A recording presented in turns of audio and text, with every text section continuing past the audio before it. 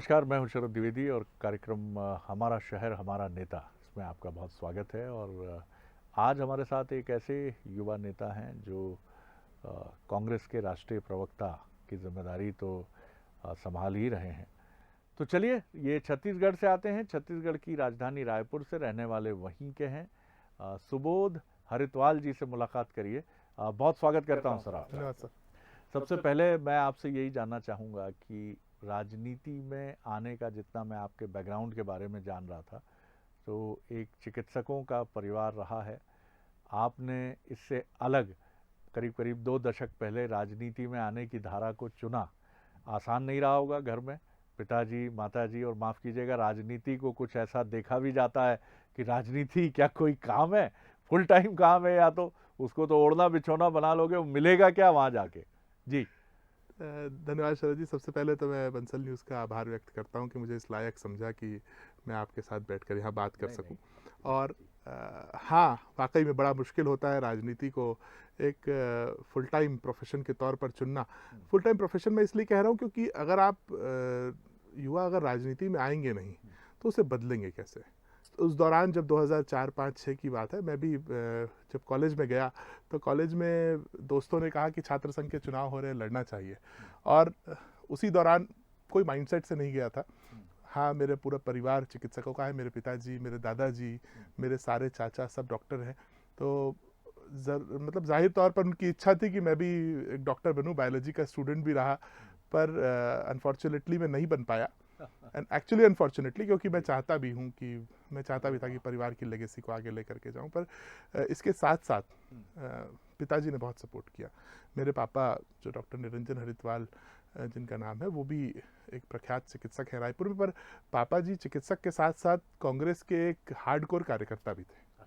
तो उनके कारण हमेशा राजनीति को पास से देखने का अनुभव रहा।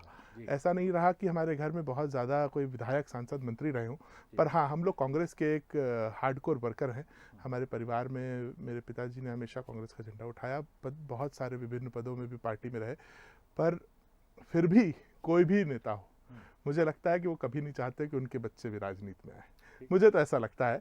और शायद मैं भी ये चाहूँगा कि मेरे बच्चे पढ़ लिख करके आईएएस बन जाए, आईपीएस बन जाए, या और भी बहुत सारे अच्छे प्रोफेशंस हैं। क्यों नहीं चाहूँगा, मैं चाहूँगा हालांकि सेवा भी करने आए। पर उस दौरान और ऐसी कोई सोच नहीं थी लोगों में। पर जब मैंने अपने पिताजी से कहा कि मैं डॉक्टरी नहीं कर पाया हूँ, मैं पीएमटी पास भी नहीं कर पाया, तो मैंने उनसे कहा कि मैं बीबीए करना चाहता हूँ। ही सेड यस, कि जो आपकी इच्छा है वो करिए। जैसा 3 इडियट्स मूवी में था कि अपने पैशन को परस्यू कर लीजिए, कुछ उसी तरह मेरे पिताजी थे। उतना मुझे उन्हें कन्विंस नहीं करना पड़ा, क्योंकि उन्हें मुझ पर शायद विश्वास था।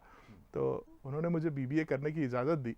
और उस इजाज़त के साथ जब मैं वहाँ पहुँचा तो कॉमर्स कॉलेजेस में एक्चुअली छात्र राजनीति का जो माहौल होता है, या छात्रों से जुड़े जो आंदोलन होते हैं, वो सबसे ज़्यादा उन कॉलेजेस से निकलते हैं। तो जब वहाँ गया तो फिर धीरे धीरे दोस्ती बनने लगी। फर्स्ट ईयर से ही चुनाव लड़ा, क्लास रिप्रेजेंटेटिव का चुनाव जीत गया, फिर जॉइंट सेक्रेटरी, और बहुत सारी व्यवस्थाएं बनी। फिर भारतीय राष्ट्रीय छात्र संगठन ने प्रदेश कार्यकारिणी में मुझे स्थान दे दिया। तो ऐसा करते करते एनएसयूआई से जुड़ गए, और आज फिर यूथ कांग्रेस का चुनाव लड़ा, जनरल सेक्रेटरी बना, आज भारतीय युवा कांग्रेस का राष्ट्रीय प्रवक्ता हूँ। तो मतलब मैं बैकग्राउंड पे जाना चाहूँ तो पापा बहुत बड़े पिलर थे जिन्होंने ये कहा, ये मदद की। आपने 2000 के बाद या उसके आसपास ही राजनीति में कदम रखा, और संघर्ष का ही रास्ता देखा होगा आपने, क्योंकि बीजेपी का रेजिम चलता रहा 2003 के बाद से, और ये सिलसिला भूपेश बघेल जी ने तोड़ा। तो लाठी डंडे, प्रदर्शन, विरोध, तो इस दौरान कभी मन में विचलन नहीं हुआ कि भैया अपन ने चुन क्या लिया, पूरे समय में यही मुर्दाबाद मुर्दाबाद और संघर्ष करो, हम तुम्हारे साथ हैं। इसके बीच में कभी बेचैनी, घबराहट नहीं हुई कि कहाँ आ गए ये?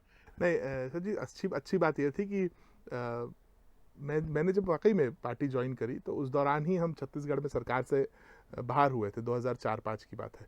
तो लगा भी कि शायद अब आ जाए, शायद अब आ जाए, ऐसा लगता रहता था।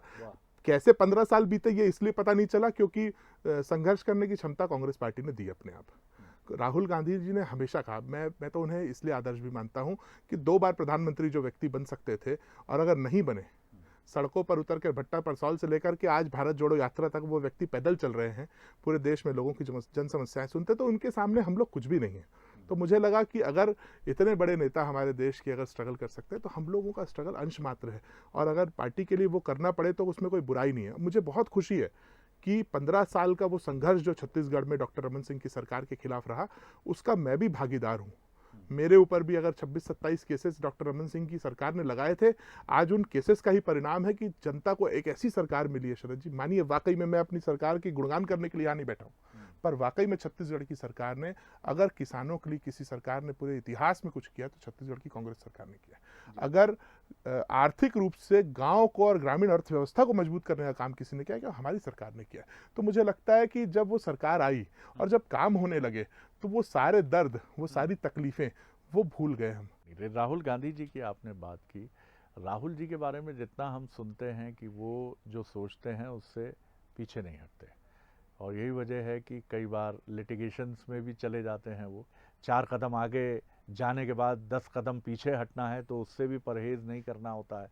इसीलिए कुछ ऑब्जर्वर्स ये मानते हैं कि राहुल जी की राजनीति की धारा व्यवहारिक धारा नहीं प्रतीत होती है। आप उन्हें करीब से देखते समझते हैं, आप क्या कहेंगे इस पर? देखिए, इसीलिए वो राहुल गांधी, क्योंकि वो सबसे अलग है। मैं मानता हूं कि अगर किसी मंच पर खड़े होकर के राहुल गांधी कह देंगे कि मैं हर साल 2 करोड़ रोजगार दूंगा, तो वो कुछ भी हो जाए, उन्हें इस्तीफा देना पड़ जाएगा जिस पद पे वो बैठे होंगे, पर वो 2 करोड़ रोजगार देंगे।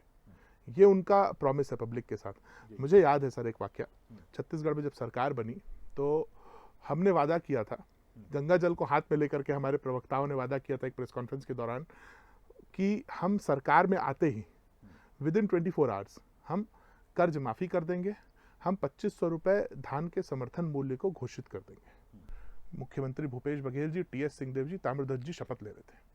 उस शपथ ग्रहण के बाद एक प्रोटोकॉल क्या कहेगा कि कांग्रेस पार्टी के राष्ट्रीय अध्यक्ष अगर आए हैं, मैं मुख्यमंत्री रहता तो मैं उन्हें छोड़ने जाता हेलीपैड तक, एयरपोर्ट तक। शायद आप भी होते तो आप जाते, पर वो राहुल गांधी है सर। उन्होंने मंच पर भूपेश बघेल जी, टीएस सिंहदेव जी को कहा कि आप लोग जाइए मंत्रालय। सर रात के 10:30 बज रहे थे। कौन मंत्रालय जाता है रात को 10:30 बजे? राहुल गांधी भेजता है सर लोगों को। उन्होंने रात को 10:30 बजे लोगों को मंत्रालय भेजा, तीनों पदाधिकारियों को, और कहा कि अभी कर्ज माफी के दस्तावेजों पर हस्ताक्षर कीजिए, अभी 2500 रुपए देने के वायदे पर हस्ताक्षर कीजिए। इसलिए वो राहुल गांधी है सर, और इसीलिए शायद वो कमिटमेंट्स पर टिकते हैं। मेरे रोंगटे खड़े हो रहे जब मैं आपको ये बातें बता रहा हूँ, क्योंकि ये असलियत है सर, ये मेरे आंखों के सामने बीती है। राहुल गांधी शायद रायपुर के हवाई अड्डे से दिल्ली पहुंचे नहीं होंगे रात को, उससे पहले छत्तीसगढ़ की जनता से किए वायदे पूरे हो गए। तो मुझे लगता है कि he is a man of commitment, he is a man of his words, और शायद वो अपनी जबान से पीछे नहीं हटना चाहते हैं, इसलिए वो झूठे वायदे नहीं करते, इसलिए शायद वो जो बोल जाते हैं उससे पीछे नहीं हटते। और मुझे लगता है कि यही मेरे गर्व का कारण है कि वो हमारे नेता है। लेकिन ये चीज़ें, क्या आपको नहीं लगता, आप ही की बात मैं नहीं कर रहा हूँ, कांग्रेस की, बीजेपी के लिए भी चुनौती बनेंगी, आम आदमी पार्टी के लिए भी बनेंगी। आपकी घोषणाएं कई बार इतनी लार्जर देन लाइफ हो जाती हैं कि दिल्ली में एक दिन पहले ही डीके शिव कुमार साहब को ये कहना पड़ा, डिप्टी सीएम जो हैं कर्नाटक के, कि हाँ 1 साल तक हमें हार्डशिप्स झेलनी पड़ेंगी, क्योंकि हमारे जो कमिटमेंट्स हैं टूवर्ड्स जनता, उनको पूरा करना हमारा दायित्व है, इसलिए कर्नाटक को एक फिस्कल चैलेंज से भी गुजरना पड़ेगा। तो ये भी एक चैलेंज है क्या लोकतंत्र का बड़ा? देखिए, मुझे लगता है सर कि अगर जनता को सुख और सुविधाएं पहुंचाने के लिए, अब आप समझिए डीके शिव कुमार जी को ये बोलना क्यों पड़ा, क्योंकि पिछले जो 5 साल थे और उसके पहले जो उनकी सरकार थी येदियुरप्पा की, एक तो इन्होंने हमारी सरकार पिछले बार ही आ गई थी, इन्होंने खरीदी बिक्री करके उस सरकार को गिरा दिया। तो वो जो 10 साल कर्नाटक के गए वो बहुत भयानक गए। जो बीमारू राज्य की संज्ञा आदरणीय मोदी जी कई राज्यों को देखते हैं, ऐसे ही बीमारू राज्य की संज्ञा में आ गया था कर्नाटक। अगर वैसे राज्य को उस परेशानी से उबारना है सर, तो मुझे लगता है कि परेशानियों का सामना राजनेताओं को भी करना पड़ता है, पार्टियों को भी करना पड़ता है, जनता को भी करना पड़ता है। पर हमारा फिर वही कमिटमेंट है। उन्होंने कहा ना कि हम भले ही हो सकता है कर्ज लेना पड़े, हो सकता है कुछ भी परेशानी आए, पर जनता से किया हुआ वायदा पूरे करने का अगर कांग्रेस ने कमिटमेंट किया है तो वो पूरा करेंगे सर, किसी भी। जी, कंक्लूड करूंगा इस सवाल के साथ कि छत्तीसगढ़ में भूपेश बघेल जी एक ऐसे नेता के तौर पर सामने आए हैं जिनके लिए ये माना जाता है कि वो छत्तीसगढ़ के मुख्यमंत्रियों में एक अलग ही चेहरा, एक ब्राइट फेस और एक ऐसा फेस जो छत्तीसगढ़ को भी और ख़ासतौर से बीजेपी के राष्ट्रवाद के मुकाबिल छत्तीसगढ़ियावाद जो उन्होंने खड़ा किया है उसकी बड़ी चर्चा है। वो कहते हैं कि राम को रैम्बो बनाती है बीजेपी, इस जुमले की बड़ी चर्चा होती है। और जिस तरह से छत्तीसगढ़ के तीज त्यौहार और छत्तीसगढ़ का जो ग्रामीण इलाका है उस इलाके में उन्होंने जिस तरह से अपनी एक पैठ बनाई है, तो राजनीति का एक अलग स्टाइल कांग्रेस में हमने देखा जो एग्रेसिव भी है और जो जनता की तरफ झुकता भी है। तो क्या दावा है आपका कि दूसरी बार फिर भूपेश बघेल सरकार? शरद जी, आपका सवाल इतना बेहतरीन है, मैं इस पे बार बार चर्चा करना चाहता हूँ, हर जगह करना चाहता हूँ। भूपेश बघेल जी वाकई में छत्तीसगढ़ बनने से लेकर के आज तक में इतिहास में ऐसे नेता हैं जिन्होंने अपने जनाधार को सबसे कम वक्त में खड़ा किया है। भूपेश बघेल जी ने, आपने जो बताया कि छत्तीसगढ़ी संस्कृति, तीज त्योहार, ये तो पहले भी हुआ करते थे। आप मानिए हमारे यहाँ मजदूर बोरे बासी खा करके अपना जीवन यापन करते हैं, वो कभी कोई भारतीय जनता पार्टी का नेता चखा नहीं होगा, लेकिन भूपेश बघेल जी ने बोरे बासी को छत्तीसगढ़ का ऐसा व्यंजन घोषित कर दिया है कि हर 1 मई को भारतीय जनता पार्टी के सारे नेता आपको खाते और फोटो खिंचाते दिखेंगे, आईएएस आईपीएस भी फोटो खिंचाते दिखेंगे बोरे बासी खाते हुए। तो हमारी संस्कृति को उन्होंने जीवित किया है। गेड़ी में चढ़ना, भौरा और बाटी खेलना, ये हमारे प्रदेश की संस्कृति थी। छत्तीसगढ़िया ओलंपिक्स अभी चल रहा है, इस दौरान भी चल रहा है। छत्तीसगढ़िया ओलंपिक्स को आप देखेंगे तो इतना बेहतरीन तरीके से गाँव गाँव में खेल चलता है। जो पहले हुआ करता था कि लोग बाटी खेल रहे हैं चौक चौराहों में, लोग भौरा चला रहे हैं, लोग गेड़ी चढ़ के दौड़ रहे हैं। तो ये सब संस्कृति को जीवित करने वाला अगर कोई छत्तीसगढ़ के 23 साल के इतिहास में कोई व्यक्ति है तो भूपेश बघेल जी हैं। तो मुझे तो गर्व होता है कि एक ऐसा मुख्यमंत्री छत्तीसगढ़ को मिला। और आप मानिए पिछले 15 साल में डॉक्टर रमन सिंह जी ने कभी गाँव की तरफ देखा नहीं, कभी किसानों की समस्याओं को समझा नहीं। क्योंकि एक किसान का बेटा अब छत्तीसगढ़ का मुख्यमंत्री बना, उन्होंने सबसे पहले ये समझा कि किसानों की मुसीबत क्या है, क्योंकि वो खुद उस मुसीबत को फेस कर रहे थे एक किसान के नाते। तो उन्होंने उन मुसीबतों का सबसे पहले सॉल्यूशन देना शुरू किया। मैं थोड़ी सी एक बात आपको और बताना चाहूँगा। कोरोना के बाद पूरे देश में आर्थिक आपातकाल था, पर हम लगातार अपनी जो 2500 रुपए की किस्तें हैं वो भी दे रहे थे। गोधन न्याय योजना के माध्यम से ग्रामीण अर्थव्यवस्था को मजबूत भी कर रहे थे। उनका, गरीबों का कोई पैसा हमारी सरकार ने रोका नहीं। तो आप मानिए जब पूरे कोरोना के बाद जब पहला दिवाली और धनतेरस आया 2021 का, तो पूरे देश में 11% का लॉस था धनतेरस में। छत्तीसगढ़ में 17% की बढ़ोतरी थी इकोनॉमी में, गाड़ियों की खरीदी में, सोना चांदी की खरीदी में। कहाँ से पैसा आया सर? गांव में हमने पैसे भेजे हैं, हमने आर्थिक रूप से लोगों को मजबूत किया है। वही लोग बाहर निकल करके आए और पैसा खर्च करते हैं। दिवाली हमारे यहाँ ऐसी त्योहार होता है, धनतेरस और दिवाली, जिसमें लोग चाहते हैं कि अपने घर वालों के लिए अच्छी चीज़ें लें, नए कपड़े खरीदें, सोने जेवर आभूषण खरीदें, गाड़ियाँ लें। तो वो सब संभव हो सका क्योंकि हमारी सरकार का विजन उनके प्रति था। तो मुझे लगता है वाकई में 2023 के चुनाव में जब हम जाएंगे तो भूपेश भैया का चेहरा जो है वो कहीं ना कहीं हमारे लिए एक विन विन पॉइंट होगा। उनके चेहरे के सामने कोई चेहरा, सबसे पहली बात तो भारतीय जनता पार्टी प्रेजेंट नहीं कर सकती। दूसरी बात, उनकी जो विजन था, उस विजन के खिलाफ अब भारतीय जनता पार्टी हम 3000 कहेंगे 3300 कह देगी तो जनता भी समझती है कि देने की शुरुआत किसने की। डॉक्टर रमन सिंह ने 2012 से कभी बोनस नहीं दिया। हम आए और मैंने बताया ना, राहुल गांधी जी ने क्या कहा, मुझे छोड़ने मत जाइए, आप पहले किसानों को पैसा दीजिए। तो जनता भी समझ चुकी है कि हम क्या करते हैं। डेवलपमेंट की पॉलिटिक्स कर रहे हैं, इंक्लूसिवनेस की पॉलिटिक्स कर रहे हैं। हम लोग छत्तीसगढ़ियावाद नहीं, हम राष्ट्रवाद की राजनीति करना चाहते हैं। हम पूरे देश को एक जोड़ करके चलना चाहते हैं।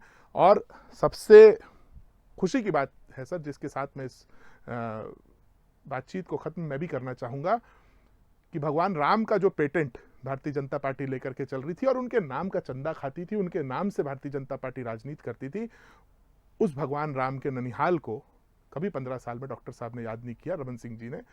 उसी भगवान राम के ननिहाल को, कौशल्या माता के मंदिर को, उनकी माता जी के मंदिर को, विश्व में एक मंदिर है सर, रायपुर में है, उसको विकसित हमने किया। रामायण सर्किट की बात 2014 में मोदी जी ने कही थी कि रामायण सर्किट पूरे देश में बनाएंगे जहां जहां राम जी चले, आज तक नहीं बना। हमने राम वनगमन पथ की घोषणा की, बनना चालू हो गया, आज उद्घाटन भी हो गया। तो हमने राम वनगमन पथ बनाया क्योंकि सबसे ज्यादा समय राम जी ने अपने वनवास का छत्तीसगढ़ में बिताया। तो इन सब को अगर उन्होंने इंक्लूसिवनेस के तहत ही लाया है और हिंदू मुस्लिम सिख ईसाई भाई भाई वाला जो नारा है वो भी छत्तीसगढ़ में चल रहा है, तो हम सब मिल करके फिर से वाकई में मुझे लगता है कि कांग्रेस की और भूपेश बघेल जी के नेतृत्व में सरकार बनाएंगे। चलिए, इसके लिए आपकी सोच के लिए शुभकामनाएं। बहुत धन्यवाद करूंगा सुबोध जी एक बार फिर आपका। इजाज़त दीजिए, नमस्कार।